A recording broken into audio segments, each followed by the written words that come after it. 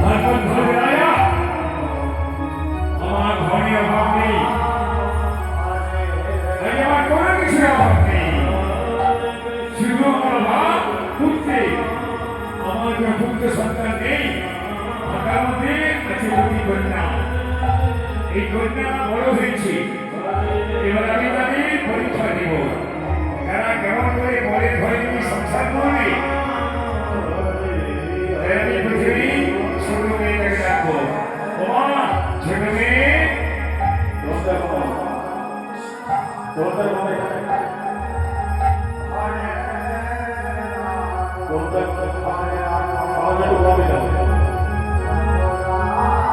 ছোট মেয়ে বাবার কাছে কি বলে,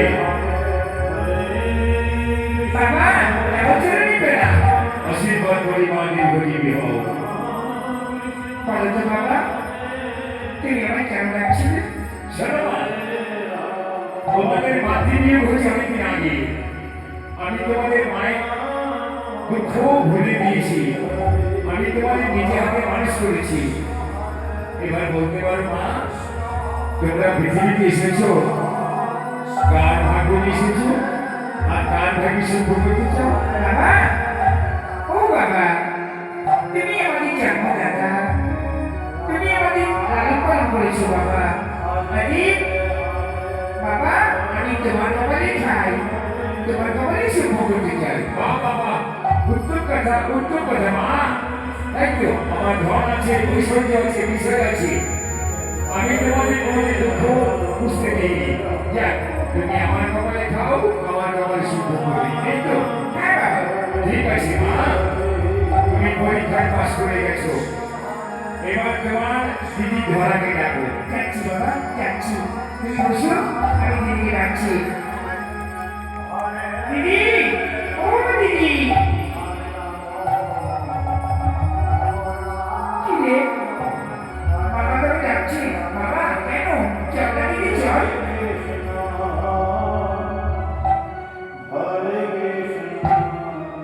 বাবা তেমন জানি না, আশীর্বাদ করি মা দীর্ঘজীবী হও। বাবা, আমি জানতে পারি কি তুমি আমায় কেন ডাকছো? দেখো মা, ডাকো কি, তোমাদের মাতৃবিয়োগ হয়েছে অনেকদিন আগে। তোমাদেরকে আমি ছোট থেকে মানুষ করে তুলেছি, বড় করে তুলেছি, আজ তোমরা অনেক বড় হয়ে গেছো। কিন্তু মা, তোমাদেরকে পরীক্ষা দিতে হবে। কি পরীক্ষা বাবা? দেখো মা, তোমরা বড় হয়েছো, আজ বাড়ি তোমরা কাল পরে ঘরে যাবে। আচ্ছা বলতে পারো মা, তোমরা পৃথিবীতে কার ভাগ্য নিয়ে এসেছো আর কার ভাগ্য তোমরা শুভ করতে চাও? বাবা, এই তোমার কেমন পরীক্ষা?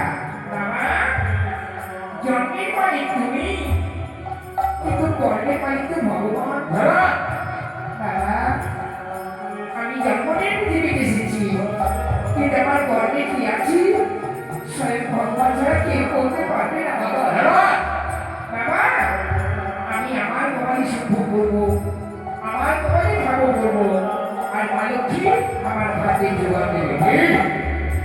কি বলতে কলকে না, আমি তো জন্ম দিয়েছি, আমার এত ঐশ্বর্য, এত ধন কে খাবে? আর তুই বলিস কিনা তুই নিজের কপালে খাস? তোর মুখে বাবা ডাক আমি শুনতে চাই না। ঠিক আছে, তোর কপালে কি আছে আমি সেটা পরীক্ষা করবো। শোন, তুই যখন আমাকে আঘাত দিয়েছিস, তুই যখন বলেছিস তুই নিজের কপালে খাস, এইবার আমি দেখবো তোর কর্ম লগ্নে কি আছে। কাল সকালবেলা উঠে তুই আমার প্রাসাদ ছেড়ে চলে যাবি, আর প্রথমে তুই যাকে দর্শন করবি তার গলায় মালা দিয়ে তুই আমার প্রাসাদে আসবি। যদি আমার মনোনীত পাত্র হয় তাহলে তোকে গ্রহণ করবো, আর না হলে তোকে আমি প্রাসাদ থেকে তাড়িয়ে দেবো।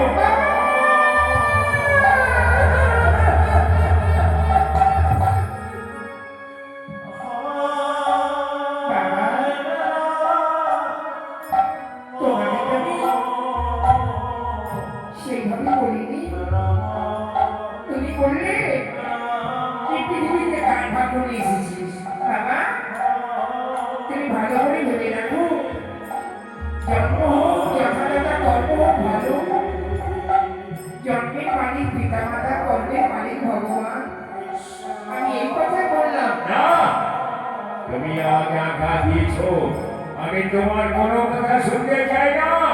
যাও বিশ্রাম করো গিয়ে, প্রভাত করে তুমি আমার প্রাসাদ ছেড়ে চলে যাবে।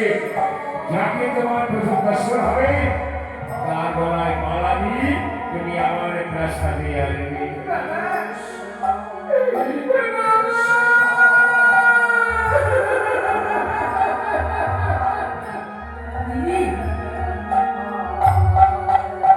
বাবাকে ওই কথা বলতে গেলি কেন? বাবা তো আমাকে বললো তুই কার কপালে খাস। আমি বাবাকে বললাম বাবা আমি তোমার কপালে খাই, কিন্তু তুই কেন বলতে গেলি? তুই জানিস না তুই ছোট। ওরে এই পৃথিবীতে মানুষ কর্ম নিয়ে আসুক, কর্মের বাড়ি ভগবান আর জন্মের বাড়ি পিতা মাতা। বেশ, তুমি আমাকে আর গান দিতে পারবে না, তুমি চলে যাও।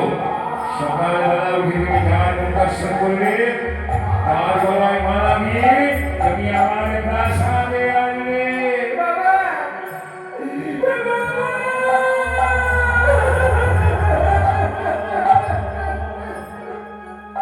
নারায়ণ, জানি না আমার কর্ম লগ্নে কি আছে। বাবা বেশ, তোমার চরণে প্রণাম করে যাচ্ছি, তুমি আমায় আশীর্বাদ করো। না, আমাকে স্পর্শ করবে না, প্রণাম করতে হলে দূর থেকে করো। বাবা আমি তোমার কাছে এত অপরাধী, তোমার চরণ স্পর্শ করতে দিচ্ছি না। না, পরীক্ষায় উত্তীর্ণ না হওয়া পর্যন্ত তুমি আমাকে ছোঁবে না। বেশ, আমি দূর থেকে তোমার চরণ প্রণাম করছি। বাবা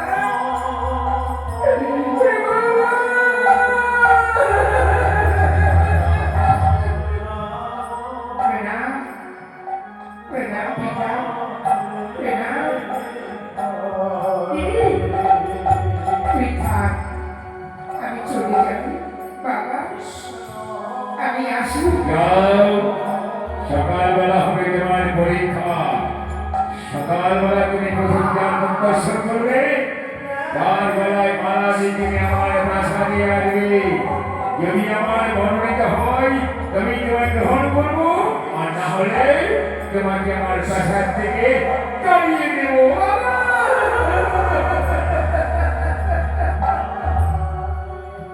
বেশ, তোমার আদেশ ছিল থাকছি, আমি চললাম। রাত্রিবেলায় প্রাসাদে কাটিয়ে সকালবেলায় তোমার প্রাসাদ থেকে বের হই। আমি প্রথমে যার মুখ দর্শন করবো, তার গলায় মালা দিয়ে আমি তোমার প্রাসাদে আসবো। বিদায় বিদায় বাবা। বাবা বাবা দিদি চলে গেল বাবা। যাক, যেতে দে, অহংকারী কন্যার গর্ব চূর্ণ করবো। তবে আমি ধর্ম ধ্বজে রাজা, আমার এত ধন ঐশ্বর্য ক্ষমতা সব কিছু আমাকে ভুলে দিতে হলো। না না, আমি রাজা, আমি ধরার কথা দুর্বল হব না। বাবা ঘরে চলো। চল মা, আমাকে নিয়ে চল, তুই আমার মা, তুই আমার জননী। চল আমাকে প্রাসাদে নিয়ে চল। চলো বাবা।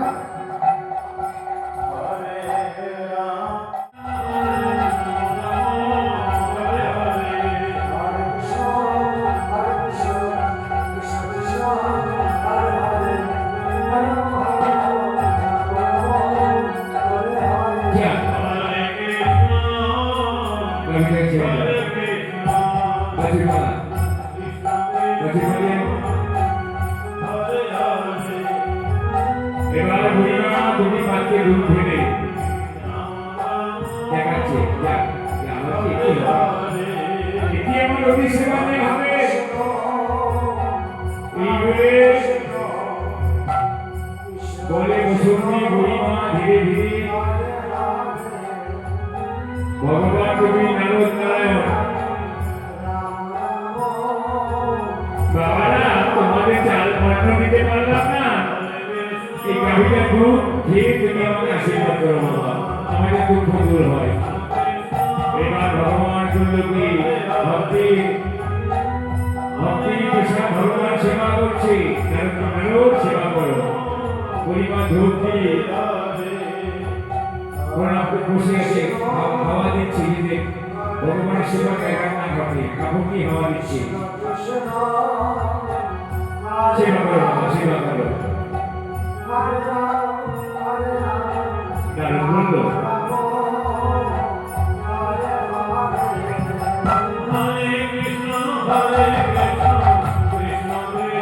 নামের উঠে বলছে প্রভু দেখো এই বুড়ি কিচ্ছু নাই সংসারে এই ভক্তি নিয়ে গাড়িটা গ্রহণ করে ভক্তি আমাকে সেবা দিল বুড়িমা এবার তুমি আশীর্বাদ করো কারণ ওকে আমি আশীর্বাদ করবো না কি করবে দেখ প্রথমে একটা কুমিষ্টি পরমাণু গাভীর উপর গাভীটা পড়ে গেল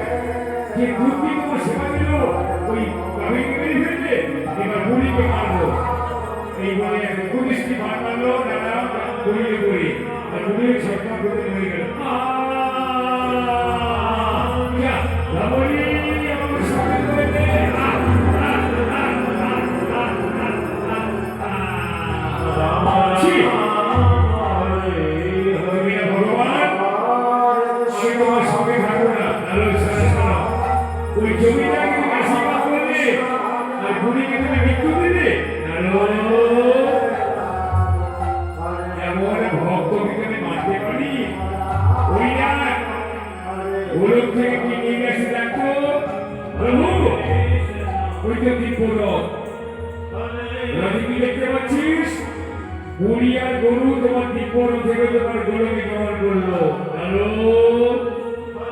হ্যালো